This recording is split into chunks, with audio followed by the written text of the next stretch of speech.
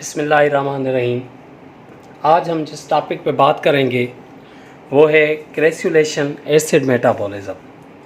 क्रेस्युलेशन actually crassulaceae is the name of family in which this pathway occur.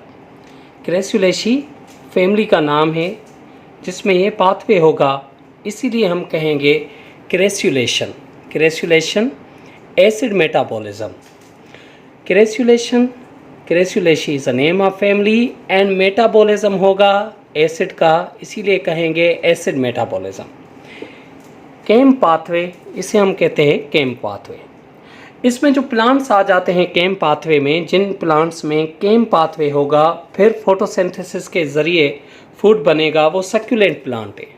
Succulent plants ऐसे plants होते हैं जो ज़ीरोफाइटिक in nature होते हैं। ज़ीरोफाइट्स all those group of plants which grow in dry environment, जो dry environment में growth करें उन्हें हम कहते हैं ज़ीरोफाइट्स। इनमें scotoactive type of stomata होता है। अब scotoactive type of stomata हम किसे कहते हैं? Scotoactive stomata. Stomata, first you must know that what are stomata.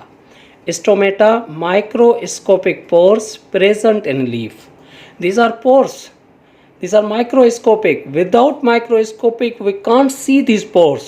Hence, we use the term what? Stomata, microscopic pores. Microscopic pores. But what type of stomata? Photoactive stomata.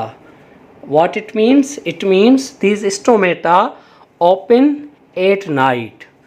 Open at night and close in day.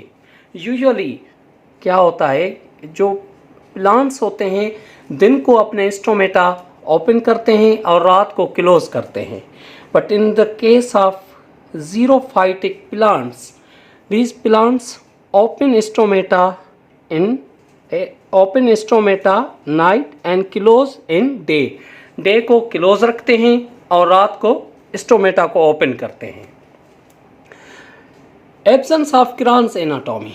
किरान्स anatomy as we already studied in the case of C4 plants, उसमें जो leaf था उस leaf की जो anatomy थी वो किरान्स थी। But in these plants, in plants में किरान्स एनाटॉमी नहीं होती। C3 प्लांट्स में भी किरान्स एनाटॉमी नहीं होती और इन प्लांट्स में भी किरान्स एनाटॉमी नहीं होती।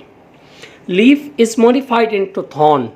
जो लीफ है उसने अपने आप को मॉडिफाइड किया हुआ है, चेंज किया हुआ है। किस चीज़ में चेंज किया हुआ है? थॉर्न में। अब थॉर्न में क्यों चेंज किया हुआ है? Due to the conservation of water. Because xerophytes ऐसा ग्रुप है प्लांट्स का जो हमें डिज़र्ट में मिलता है, जो हमें ड्राई सॉइल में मिलता है। वहाँ पे जो वाटर होती है, वाटर और फूड दोनों शार्ट होते हैं, इसीलिए this is a modification of leaf into thorn to conserve water. Water को क्या करना है? कंजर्व करना है। इसलिए ये प्लांट्स मजबूरन अपने लीफ को थॉर्न में कन्वर्ट करते हैं and the stem is modified into leaf like structure. और जो स्टेम है वो लीफ लाइक स्ट्रक्चर में अपने आप को क्या करती है? मॉडिफाइड कर लेती है। इसके जो एग्जांपल्स हैं, cactus, Opuntia, etc. Let's study chem pathway in detail. First of all, during the night and during the day. एक पाथवे होगा नाइट को और दूसरा पाथवे होगा डे को। दोनों प्रोसेस एक दूसरे से चेंज है क्योंकि स्टोमेटा नाइट टाइम ओपन होता है और ड्यूरिंग द डे क्लोज होते हैं। किस तरीके से ये पाथवे होगा स्टडी करते हैं। ड्यूरिंग द नाइट स्टोमेटा खुल जाएंगे। स्टोमेटा जब खुल जाएंगे तो carbon dioxide through the stomata are use for the gas exchange. Stomata किस लिए यूज़ होते हैं? For the gas exchange. Gas exchange के लिए यूज़ होते हैं। During the night time stomata open हो जाएंगे। कार्बन डाइऑक्साइड बाहर से इन्वायरमेंट से अंदर आ जाएगी। जब बाहर से अंदर आ जाएगी तो यहाँ पे दिस इज़ द क्लोरोप्लास्ट। ये क्लोरोप्लास्ट है और ये जो क्लोरोप्लास्ट है, इस क्लोरोप्लास्ट में स्टार्च होगा। Starch is the reserve food material in the case of plants. Plants में जो स्टोर होता है, ग्लूकोज स्टोर होता है, वो होता है in the form of starch. अब ग्लूकोज क्या होगा, स्टोर होगा और ये स्टार्च कन्वर्ट हो जाएगा फास्फोइनोल पायरुवेट में। स्टार्च ब्रेक होके फास्फोइनोल पायरुवेट 3 कार्बन मॉलिक्यूल बनाएगा। इसके साथ environmental carbon dioxide during the night वो अटैच हो जाएगा। ये कार्बो ऑक्सीलेशन कहलाता है। जब कार्बन किसी भी मॉलिक्यूल के साथ अटैच हो जाए हम कहते हैं कार्बो ऑक्सीलेशन। अब क्या हो गई, कार्बो ऑक्सीलेशन हो गई। कार्बो ऑक्सीलेशन के बाद first it consist of 3 carbon. जब कार्बन डाइऑक्साइड इस मॉलिक्यूल के साथ अटैच हो जाएगा, कार्बो ऑक्सीलेशन हो जाएगी, it is converted into 4 carbon molecule oxalo acetic acid. पहले 3 कार्बन मॉलिक्यूल था, जब इन्वायरमेंटल कार्बन इसके साथ अटैच हो गया कार्बो ऑक्सीलेशन के बाद, फिक्सेशन के बाद, it consist of 4 carbon molecule and this 4 carbon molecule is oxalo acetic acid. Oxalo acetic acid it changes it's conformation, ये अपनी कन्फॉर्मेशन चेंज करेगा और कन्वर्ट हो जाएगा मेलिक एसिड या मेलेट में। अब मेलिक एसिड या मेलेट ये बना ड्यूरिंग द नाइट टाइम और ये स्टोर होगा सेंट्रल वैक्यूल में। थ्रू आउट द नाइट ये सेंट्रल वैक्यूल में स्टोर रहेगा। ड्यूरिंग डे को स्टोमेटा क्लोज हो गए। These are stomata, these indicates stomata.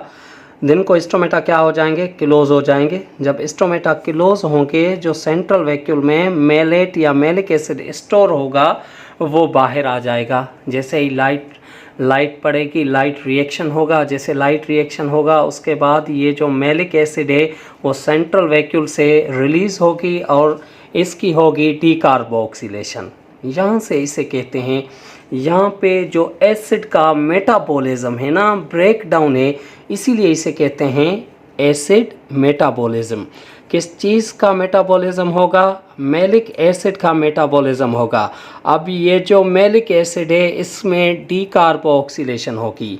इसका मतलब है कार्बन डाइऑक्साइड रिमूव होगी, कार्बन रिमूव होगा in the form of carbon dioxide और ये कार्बन एंटर होगा into C3 cycle. As we have already studied C3 cycle, it is a universal present in all plants। C3 cycle के ज़रिए क्या बनेगी, sugar बनेगी। C3 cycle होगी और C3 साइकिल के बाद क्या बनेगी, शुगर बनेगी। और 3 carbon molecule malic acid it consist of 4 carbon molecule. जब एक कार्बन रिमूव हो गया in the form of carbon dioxide, remaining 3 carbon molecule is called pyruvic acid. और पायरुविक एसिड ये कन्वर्ट हो जाएगा, किस चीज़ में कन्वर्ट होगा, फास्फोइनोल पायरुवेट में, पेप में कन्वर्ट हो जाएगा और पेप क्लोरोप्लास्ट में अगेन कन्वर्ट हो जाएगी स्टार्च में। इस तरह से ये पाथवे होगा। इस पाथवे को कहेंगे हम केम पाथवे। इसमें 2 प्रोसेस होंगे, एक नाइट टाइम होगा और दूसरा डे टाइम होगा। During the day time C3 cycle या डार्क रिएक्शन होगा और शुगर सिंथेसाइज होगी when there is availability of ATP and NADPH2 because these are energy rich compounds और ये एनर्जी रिच कंपाउंड्स बनेंगे during the day in the presence of light, in the presence of light reaction. जब light reaction होगा उस दौरान बनेंगे। इसीलिए जो C3 साइकिल या कैल्विन साइकिल या dark reaction during the day होगा और उसके ज़रिए क्या बनेगी, शुगर बनेगी और इस तरह से ये पाथवे रिपीट होता रहेगा। Thanks for watching.